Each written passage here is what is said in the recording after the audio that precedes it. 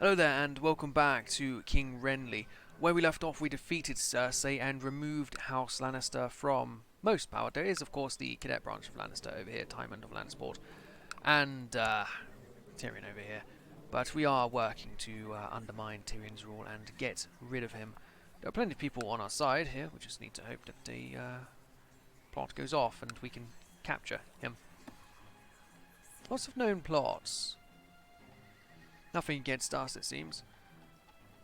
And there's no one really interested in imprisoning, so I'll just auto-stop all of these. Still some random people we could go after. Ruler uncrowned, we will now try to organise a ceremony for our coronation. The time has finally come for me to be officially recognised as King of the Iron Throne. In order to do this, I will need the support of the faith, but convincing our authoritative members will neither be easy nor cheap. To begin preparations, I should find a priest willing to grant me. Only the High Septon is fit. Excellent. Is that what we get? No? To the excellent King Renly of the Iron Throne, I shall be honoured to officiate His Grace's coronation.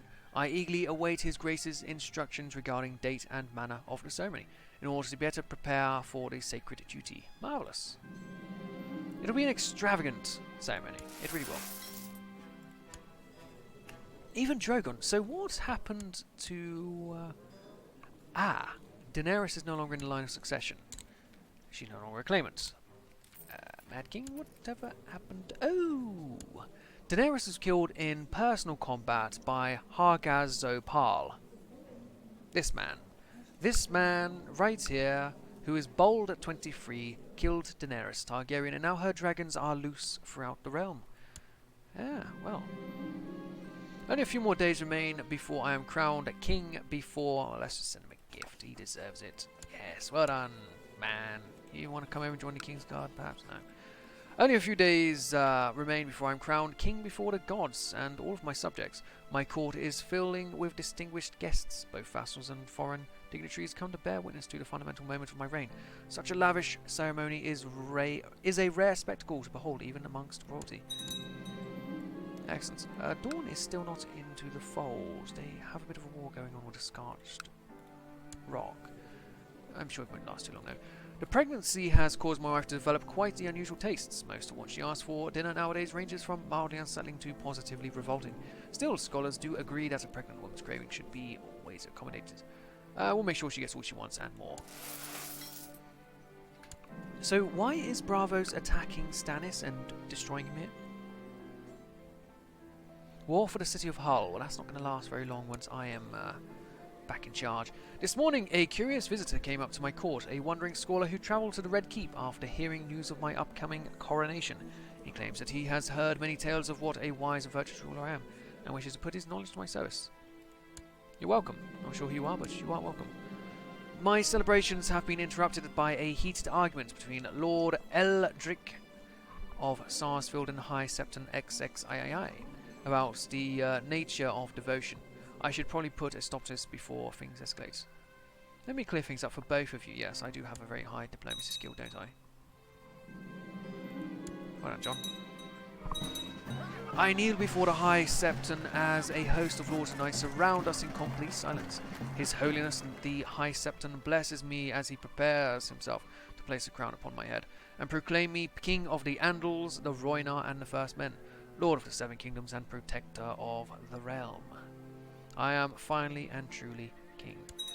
Glory to Renly. Let's see, how are you doing here? You don't have much of a levy, 2,500 odd, so you might be in a weak position to hold on to your realm, especially while you don't have a marriage.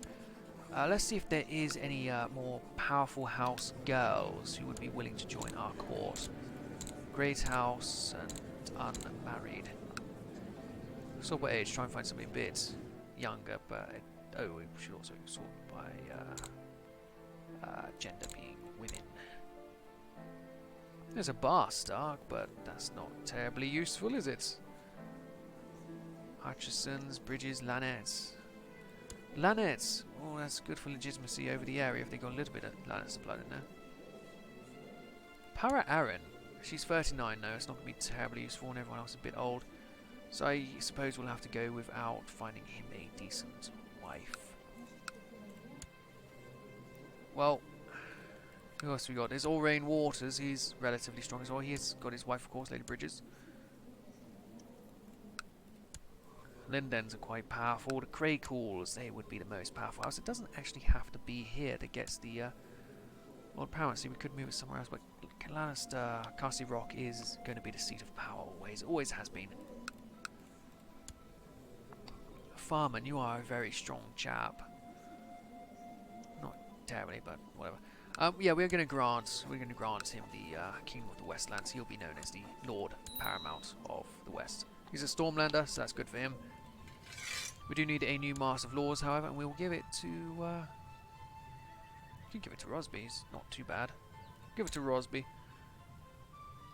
Next, my Council is very happy with me. My Disciples Commander slots will be giving them to Greenpools. Colin Greenpools and Donna Toyne. Very good. Lord Toyne, I sort of neglected you when it comes to having new lords, haven't I? I have the Castle of the Black Cells. Not exactly what you're after, but you are a commander now, so sure. Commander Donor of the Black Cells. Over council positions again, High Admiral. We'll give that to Estamont. He's from an island. Order is Lynn Corbray. He's quite on the coast, and he is a commander. We'll give it to Lynn. Yeah, we'll give it to Lynn. Lynn, the Master of Ships. Sure. Special minor size available. Go into hiding. We'll not be doing that, but we'll try and ransom these prisoners. Will I ransom the prisoners? Tybolt, Featherspoon. Who's your heir? Oh, just another Everspoon. Or Damon Marbrand. No. Or release you for a ransom. Tall lad, you're just a guy. We're just going to release you. You're just a knight who was fighting on the wrong side. Then Jason, hopefully we'll be able to ransom you soon enough. Very good. Excellent.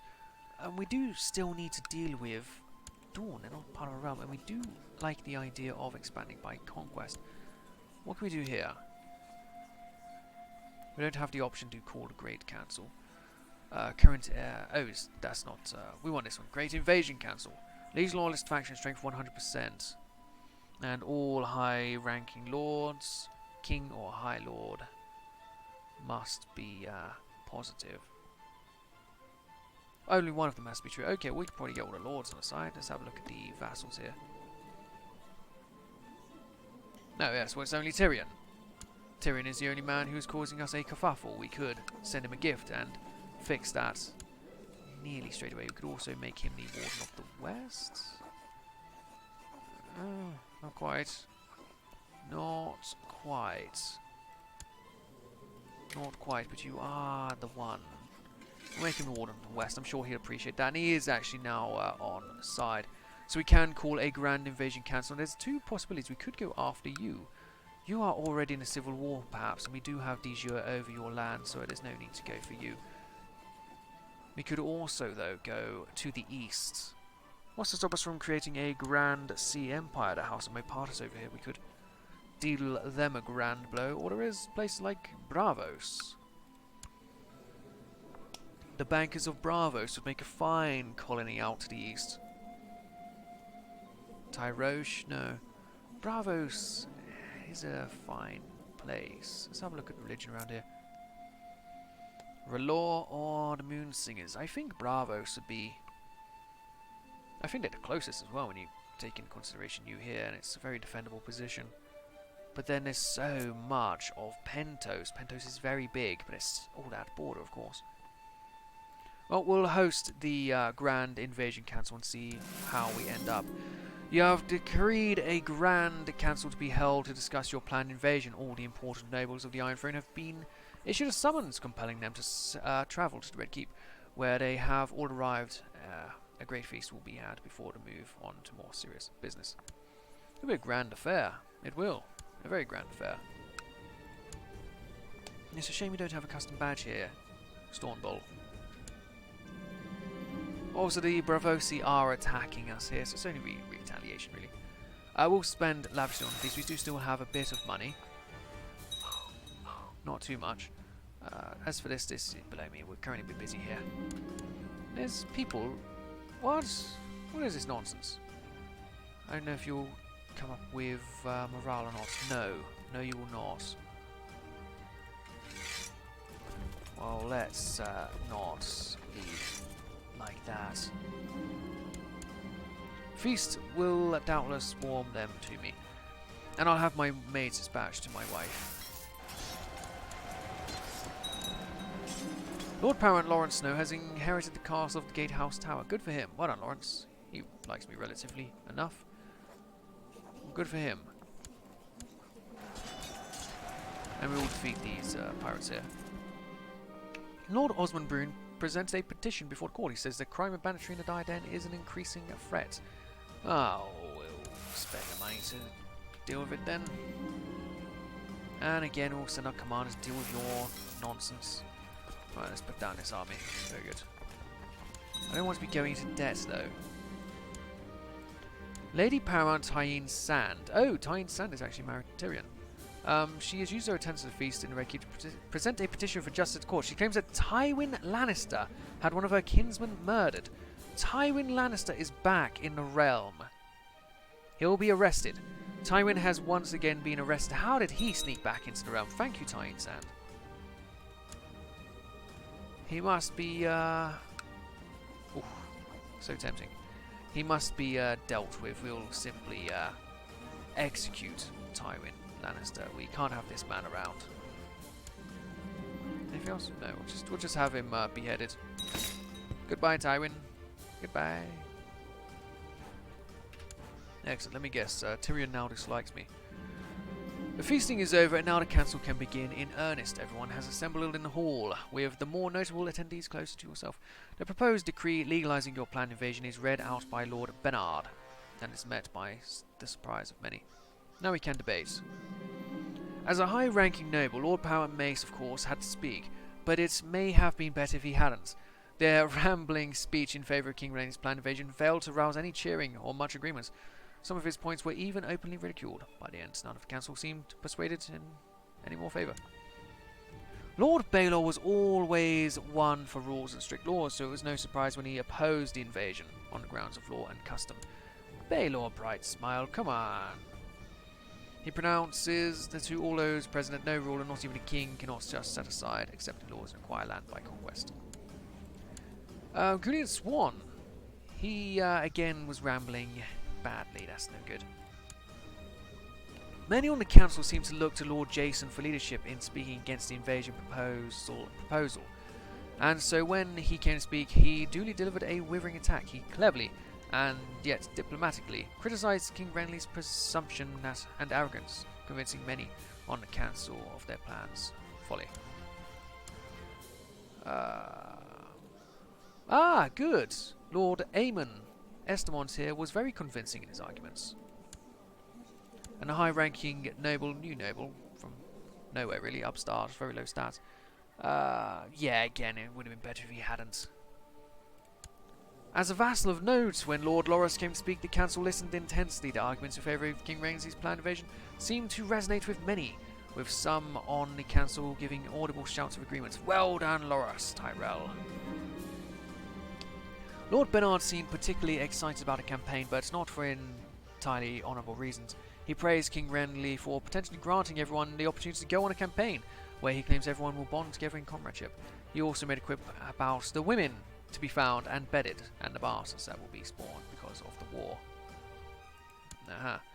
Lord Alistair's time to address the council came, and he wasted no time in pointing out the potential gain to be had in the foreign campaign led by King Renly. Thank you, Lord Alistair of Brightwater. And then the High Septon, of course, has come through. His arguments in favour resonated with many, I'm sure, for religious reasons. Good man. There have been hours of debate already amongst your subjects, with much of it heated. But now you raise your hand to silence them all. The time has come to give the final words of the council and issue your final decision. You proceed to give an utterly convincing and inspirational speech. Your subjects are captivated as you promise them glory and riches if they agree to follow you. Many break out in applause and cheering throughout, and by the end they are cheering your name loudly and heartily. They will surely follow me now. The Grand Council is finally over, with every important noble in the realm having had their say. Your decree allowing launch of invasion was always going to pass, seeing as you have the final say.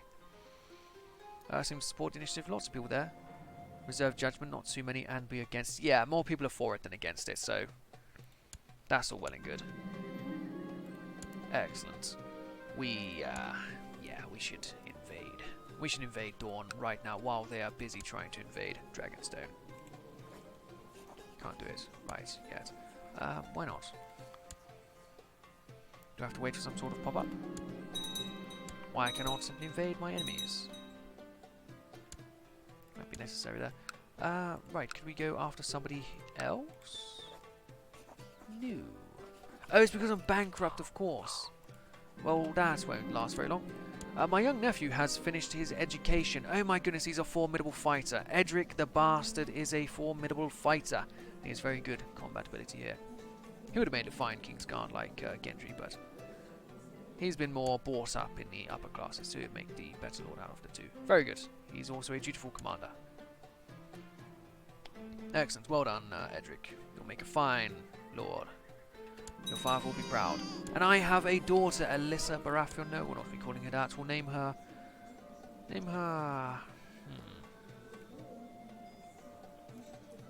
Alarie, Kelly's, Cassandra, Malara. Shireen, no. Lynette, Maris. Let's go with Alarie. No, not Marjorie, no. Alarie, sure. Cape of Eagles has been changed to favourite 7. Very good. Well, I'm glad to see such things.